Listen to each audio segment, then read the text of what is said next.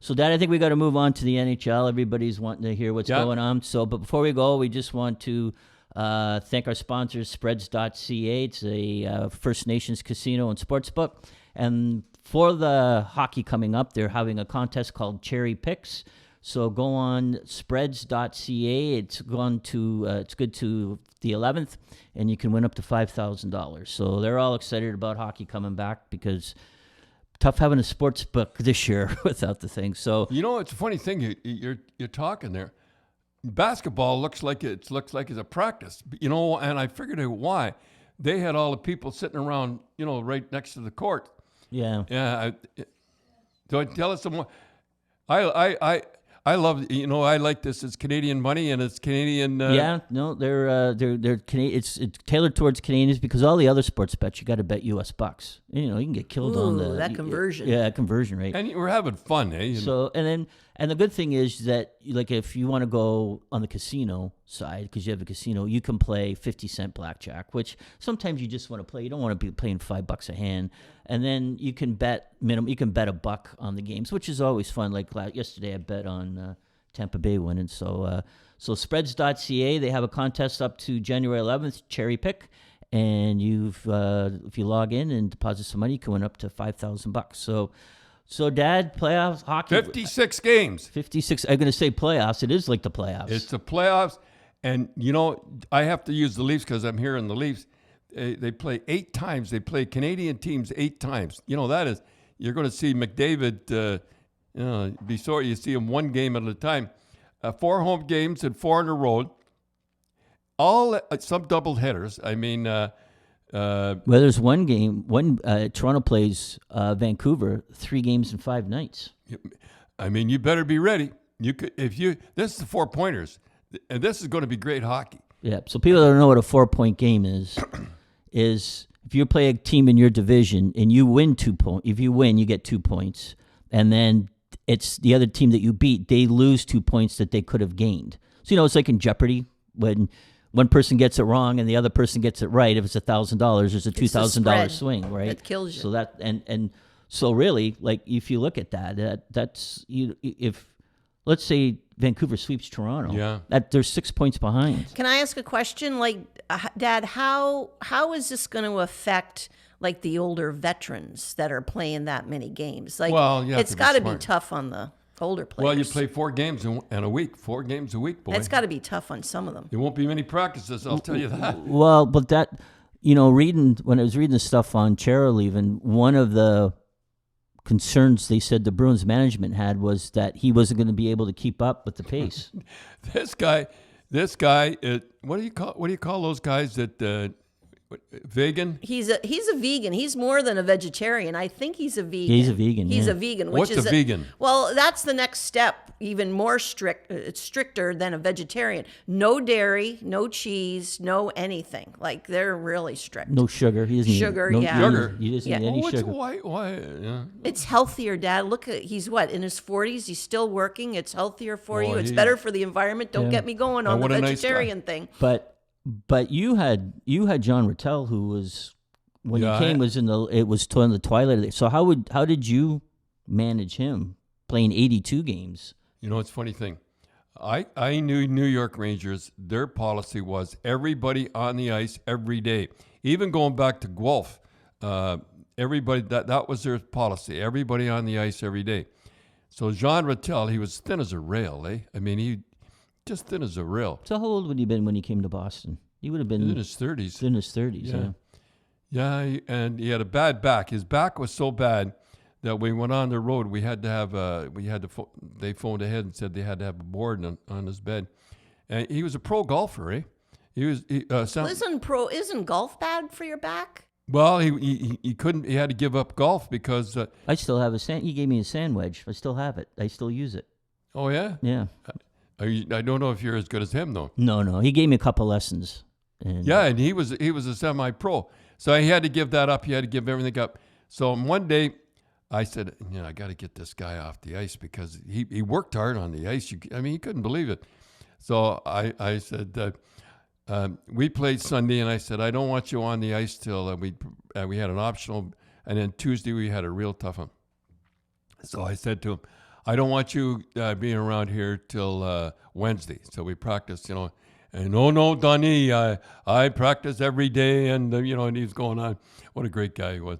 And I said, John, and sure enough, he ended up. He was there for the optional practice, and he was there, and you couldn't keep him off the ice. So finally, I said in front of the guys, and when you said in front of the guys, it's sort of. I said, John, I don't want you here till Wednesday, and I, and if you're here, and all that stuff.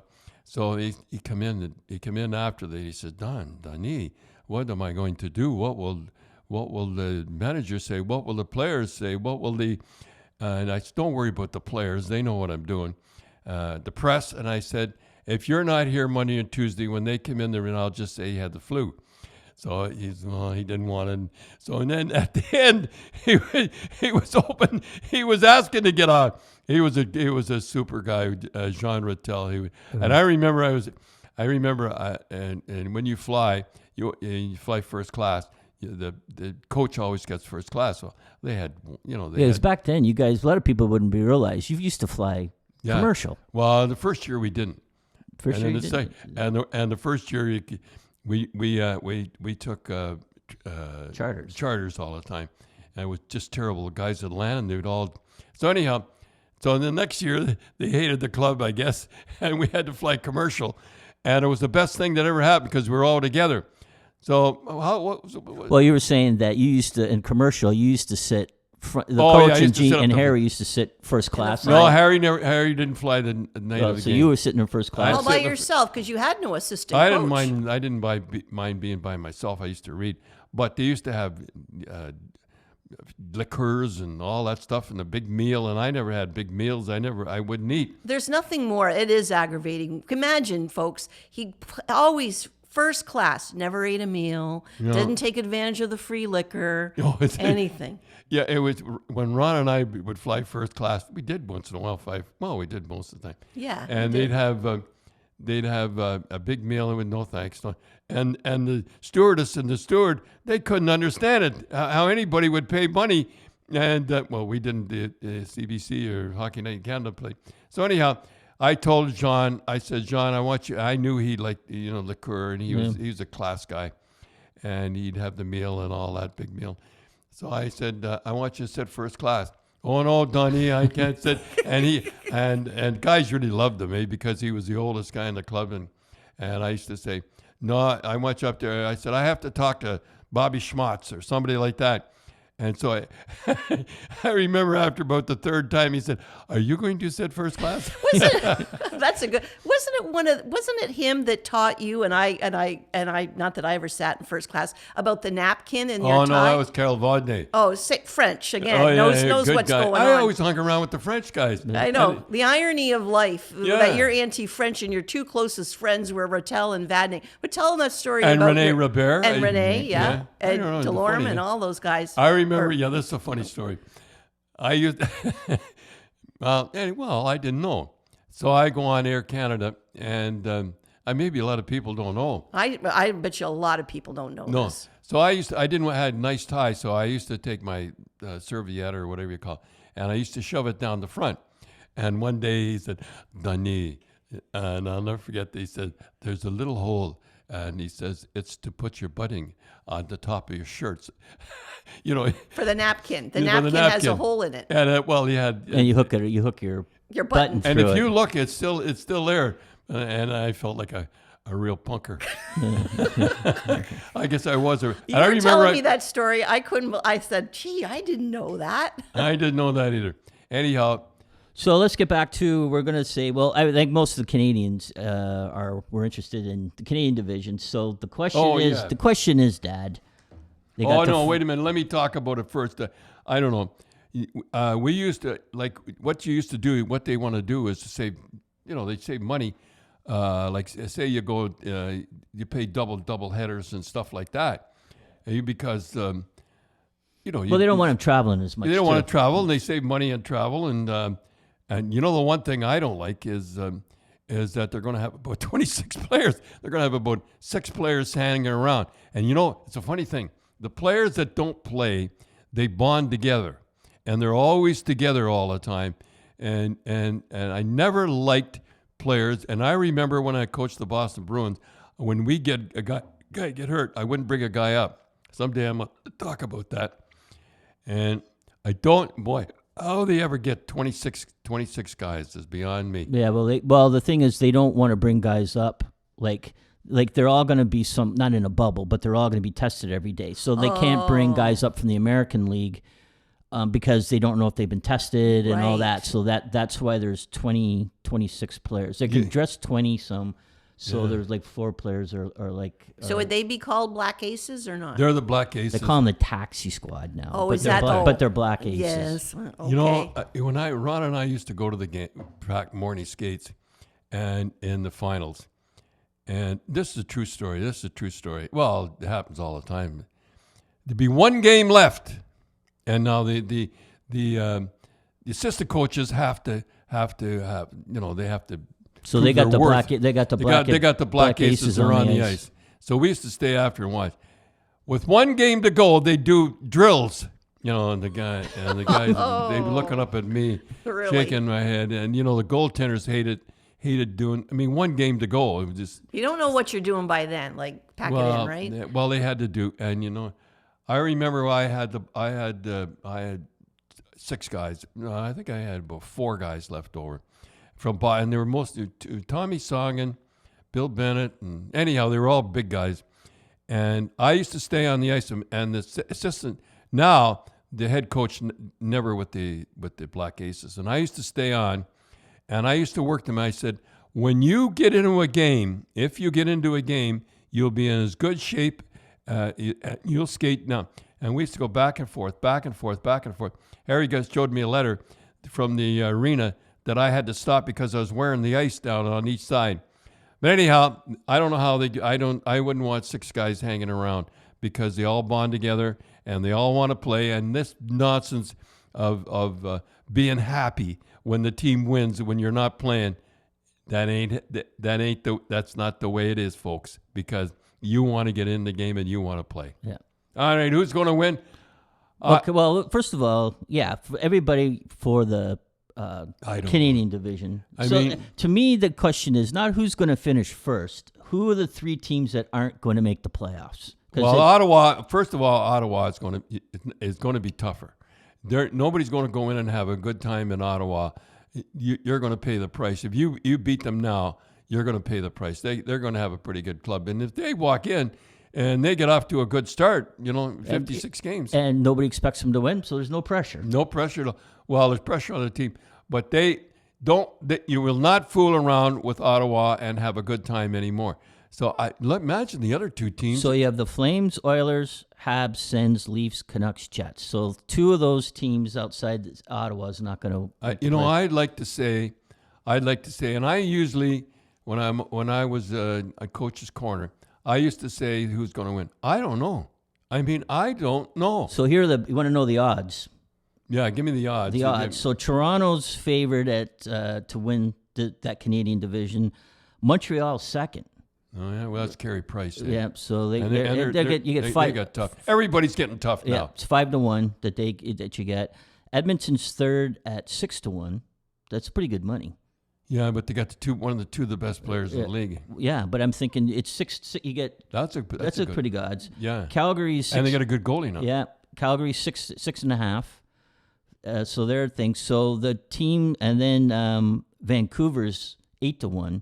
So they're picking according to the Vegas bettors and on spreads.ca the bettors. Vancouver, Winnipeg, and Ottawa aren't going to make the playoffs. I don't know Vancouver. And you talk about Vancouver. They got the 2. I think they got the 2 best goaltenders playing on the same team than anybody. Right, and you look if you're going to bet, you get 8-1 odds. I'll tell you, boy, you take a flyer. I'd take a flyer on those Canadian teams because I don't think they're the best, though. I think. So, do you believe that Toronto's going to be number 1 in the Canadian division or whatever you call it? Well, they think so. Yeah, big. I just for me, I know, and I'll not saying this because Jared Kiesel likes them, but I look at Calgary because they didn't have a very good year last year. They got a chip on their shoulder. They got that Markstrom from Vancouver. They got the defenseman from Vancouver. And Markstrom want to prove. And he's going to want to prove something. And I just think they needed a goalie last year. So, but then again, you look at McDavid. I mean, he's going to be on a tear this year. The one thing, I know you're on a roll about that, and I'll get back to that. But one thing when you mentioned McDavid, he was not even nominated. Not even nominated. He didn't win, but not even the Masterson Trophy he wasn't even. And he come back from an injury that nobody comes back from, and he come back and play. Well, he wasn't even nominated. Maybe he'll have a chip on his shoulder. No, I don't know. He doesn't play with a chip on his shoulder though now, does he? He got snubbed. I mean, you get snubbed like that, like nobody voted for you, and he wasn't even nominated. He played less games, and he was the second highest scorer in the league. I'm not knocking him, but I'm just saying he doesn't seem to play like a guy that has. Oh, I think he does. He does. Let's hope so, even more. So, but I don't know. Like you look at that, and you say you got to pick two teams not going to make the playoffs. But I don't think that's the toughest division, though. No, here's the toughest division. I think. It's Boston, Buffalo, and Buffalo's going to be a lot better, too. They got somebody to play with. They got Stahl. They got Hall. Taylor Hall. Yeah. So Buffalo, Devils, Islanders, Flyers, Pens, Pittsburgh, they call it Penn, and Washington. I think that's the toughest division. I mean, look at those teams. The only team I can see out of the playoffs is Buffalo. Yeah. And they're going to be a lot better, too. Nobody's going to push them around. The second, I think, is the Canadian division. It's the toughest. Calgary Flames, Edmonton Oilers, Montreal, the Sens, Ottawa. And like I said, they're going to be tougher, too. Nobody's going to push them around. Canucks and Jets. No, I just did that. Not in any particular order. Because if you could pick the two teams out that are going to be out of that division, you're pretty good. And I'm pretty good, I think so. The third is the Hurricanes, Blue Jackets, Wings, Hawks, Panthers, Wild. I think that's the third. And I think the worst, and it used to be the Doom to go out west. Yeah. But it's Ducks, Coyotes. I think they're the worst. Guys are going to have a...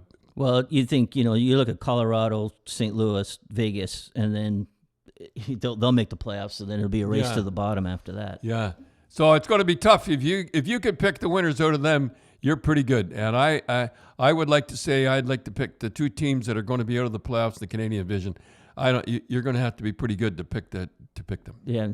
So when you played in the American League, you used to play a lot of back-to-back games. Did? And you said there was always that second game. Rivalries. And here's another thing, too, about that. I remember the only place we ever played doubleheaders was in Quebec. Yeah, we used to go up to Quebec, and because we didn't want to travel, it was a long, long ways up, and we'd play Sunday all the time, and then we'd play Tuesday. Holy smokes, that game Tuesday. Like you're right. Like let's say Montreal plays Toronto back to back, and let's say Toronto loses that first game. They got to win that second game. And there's a lot of and everybody this year has got tough. And if you look at the teams, everybody, even the Leafs, are a little tougher, and everybody is tougher. Simmons is good, and they got Bogosian, they got Simmons, Thornton. He could still throw around. Oh yeah. And Spezza was the only guy that fought. Yeah, the goon Jason Spezza. Yeah. So everybody's got tougher, and rivalries are going to be really something to back-to-back games. Yeah. And look out! I mean, it's going to be good hockey, and every game is a 4-pointer. You lose, as we talked earlier, every game's a 4-pointer. So. It's going to be tough going back to the regular season where they float around. Yeah, with 82 games. So Dad, we'll talk about some more. Like this again, we do this on Sunday. So Wednesday's the first game. We'll kind of get everybody's feel of what's going on, and we'll talk about maybe some of the innovation. They have a new puck. That's $40 $40 a puck. It's all got computer chips in it. You'd be stealing pucks. And they don't need to now because there's no fans, so they could just go up and get the puck, right? I don't know. I'm going to talk about that puck. Next week we'll talk about that puck. Don't tell me the puck's not different. The puck's got to be different. Right. And then they have this tracking system on the jersey now, so you will be inundated with statistics this year. Like how fast the puck is and how it's just going to be crazy. But one thing happened, Dad, that kind of sad in the hockey world. John Muckler passed away, and you and John went way back. We go back. I played in junior with him in Windsor Spitfires, and then we both got into we both played. I don't think he made the American Hockey League. Pretty tough to make the American Hockey League back in those days. So we used to. I think he went to Eastern League somewhere. And next time I run into him was in. He was coaching Providence, and I was coaching Rochester Americans. And next week we'll talk about the fight because it goes on a long time. Yeah, we'll tell that story about John. But I got one more story to tell you about John Muckler. I think he won 6 cups or 4 cups or something. Yep. He was assistant coach, and I used to argue with Ron all the time about how everybody in hockey is trying to be an American now. Like, I hate to say it, folks, but people in hockey love Americans, and they try to emulate. How's that? You like that word? Right. Emulate? Right. Like Great word. Yep. Like emulate Americans. Anyhow. Yeah, like you watched the coverage with TSN. I actually heard one of the guys say when there was a penalty, he said the foul was on. Yeah, they call fouls and everything. I'll go along with that. I'll talk about this. I'll tell about one. Yeah. So John came in. He was being interviewed by Ron, and he came in the studio, and I had a running thing with Ron about dangle. Dangle in the old days was a guy could really dangle. That's what they said, could really dangle. That means he could really skate fast. And the Americans, they didn't know what dangle was. I mean, I hate to say it, Americans, you didn't know. And you dangle, it sounds dangle, you dangle something like that. So they made a commercial. They didn't know what they were doing. And in the commercial, I remember, I can see it now, they had a bank guard who didn't know hockey, he's a bank. And they had 2 Europeans come running through the bank, and they were balancing their pucks on their sticks, and they said, and the bank guard said something about, boy, those guys can really dangle. And I said, that's not, dangle means skate fast. So you can argue. And they didn't know. Nobody knows. If you didn't know hockey, you wouldn't know. So John Muckler come in, and he was being interviewed. I said, no, we'll ask him. John, what does it mean when a guy can really dangle? And he looked at me as if I was nuts. Like you didn't know. Like I didn't know. Like him and I used to have a running feud. And he said, skate fast. And he almost said, you dummy. And I looked at Ron, and no.